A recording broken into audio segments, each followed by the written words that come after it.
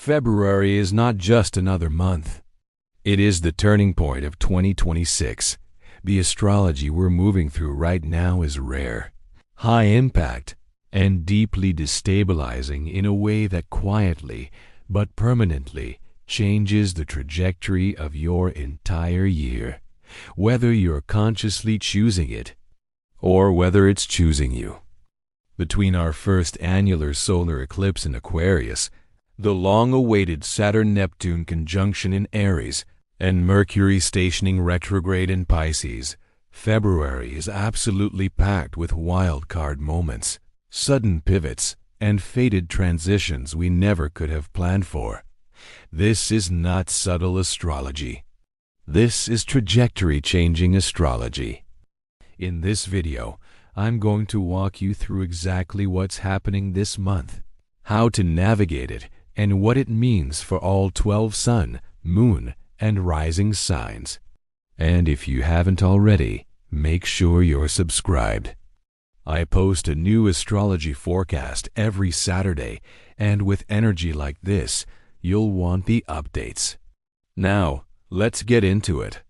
We start February carrying over the same energy we ended January with, a stacked stellium in Aquarius, tightly aligned with Pluto.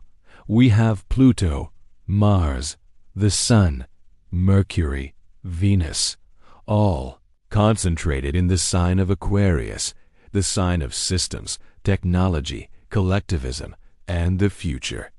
This is not emotional energy. This is mental pressure, especially because Mercury was recently Cazimi, sitting at the heart of the Sun, in a conjunction with Pluto. As this configuration begins to separate, we're being asked to get painfully clear about where our attention is going. What you focus on now becomes powerful. This energy forces clarity around decisions you've been avoiding, truths you've been circling, and actions that can no longer be postponed. There is a hyper-focus on the Aquarius area of your chart, and whatever lives there is being activated, intensified, and irrevocably changed. This is not new energy. It's a continuation of January, so if you haven't watched that forecast yet, I strongly recommend you do. Because February builds on it and escalates it. The next major event is the February 17th annular solar eclipse in Aquarius. This is what's known as an out-of-sign eclipse. The lunar nodes are still in Pisces and Virgo, but the eclipse itself is activating the Aquarius-Leo axis. In other words, we're getting a preview of a future karmic chapter. This eclipse is showing us where we're headed later this summer when the nodes officially shift. The signs, synchronicities, and disruptions arriving now are not random. They're breadcrumbs. And this is not a gentle eclipse. Annular solar eclipses pack a punch, especially when they land in signs that haven't hosted eclipses in nearly a decade. This is a reset.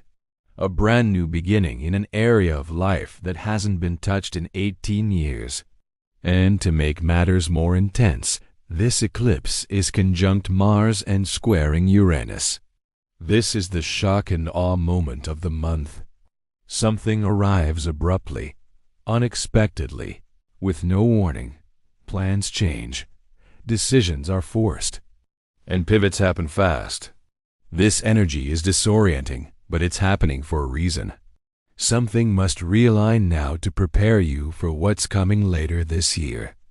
And while this eclipse is disruptive, there is also protection here. The North Node is conjunct Venus exalted in Pisces, a beautiful placement that softens the blow.